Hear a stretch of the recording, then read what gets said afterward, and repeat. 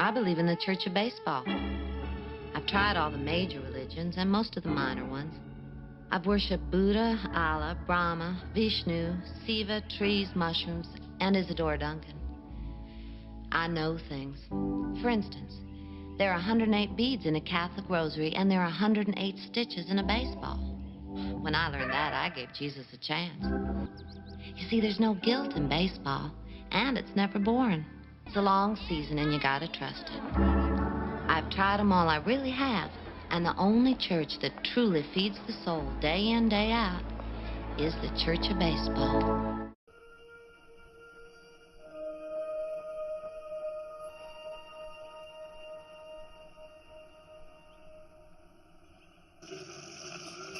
Red, I wanted to win that pennant worse than I wanted anything in my life, and you'd think I could just this once, wouldn't you?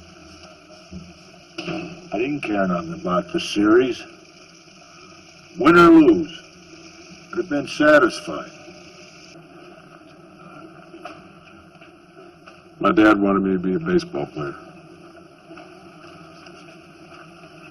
Well, you're better than anyone I ever had. And you're the best hitter I ever saw.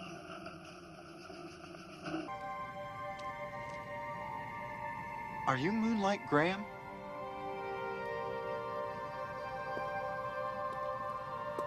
No one's called me Moonlight Graham in 50 years. Well, you know, I never got to bat in the major leagues. I'd have liked to have that chance, just once. To stare down a big league pitcher. To stare him down, and just as he goes into his windup, wink. Make him think you know something he doesn't. That's what I wish for. Chance to squint at a sky so blue that it hurts your eyes just to look at it. To feel the tingle in your arm as you connect with the ball. To run the bases, stretch a double into a triple, and flop face first into third. Wrap your arms around the bag. That's my wish, Rick and Silla. That's my wish. Well, how would you know? You've been in the majors? Yeah, I've been in the majors. Yeah? Where were you? You've been in the show, man? Yeah, I was in the show. I was in the show for 21 days once. Wow. 21 greatest days of my life. And you know, Steve, you get the feeling that Billy Chappell isn't pitching against left-handers, he isn't pitching against pinch hitters, he isn't pitching against the Yankees. He's pitching against time. He's pitching against the future, against age, and even when you think about his career, against ending. And tonight, I think he might be able to use that aching old arm one more time to push the sun back up in the sky and give us one more day of summer.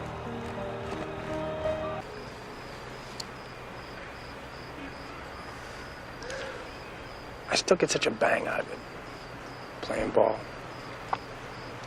Same as I did when I first come up. You get out there and the stands are full and everybody's cheering. It's like everybody in the world come to see you. And inside that, there's the players, and they're yakking it up. And pitcher throws, and you look for that pill. Suddenly, there's nothing else in the ballpark but you and it. Sometimes, when you're feeling right, there's a groove there, and the bat just eases into it and meets that ball. When the bat meets that ball, and you can just feel that ball just give, and you know it's going to go a long way. Damn, if you don't feel like you're going to live forever.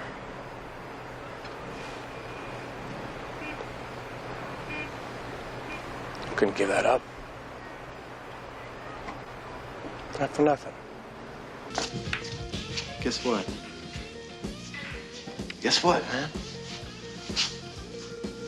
I'm going to the show.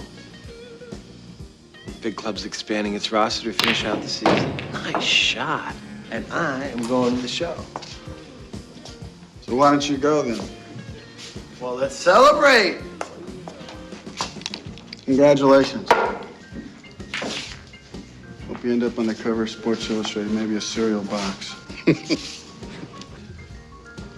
Nuke, you know who this is? This is Sandy Grimes. Sandy Grimes hit .371 in Louisville in 1965. 376. I'm sorry. He hit .376. That's a career, man. In any league. You got that right.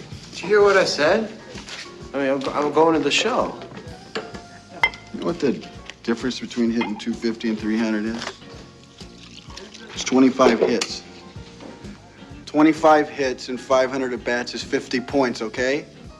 There's 6 months in a season. That's about 25 weeks. That means if you get just one extra flare a week, just one, a gork, you get a ground ball, you get a ground ball with eyes, you get a dying quail.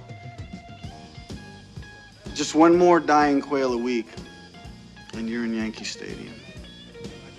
You still don't know what I'm talking about, do you? Baseball was real good to me, and playing 18 years in the Yankee Stadium for you folks is the best thing that could ever happen to a ball player.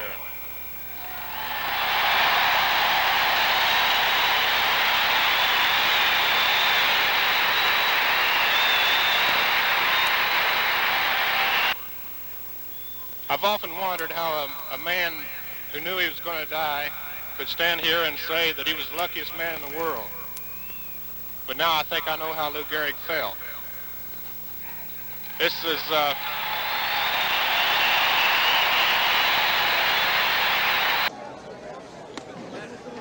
He was the best.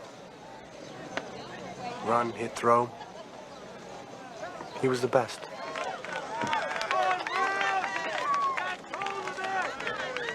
So what do you think? Is that him? Nah. Those fellas are all gone now.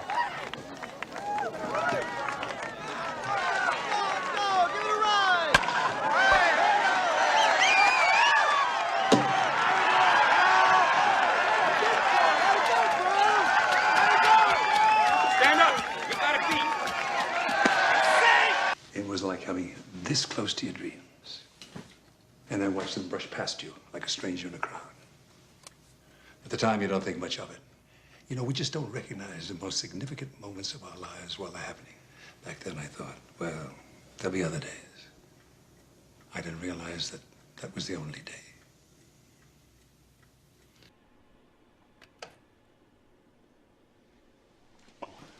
How can you not be romantic about baseball?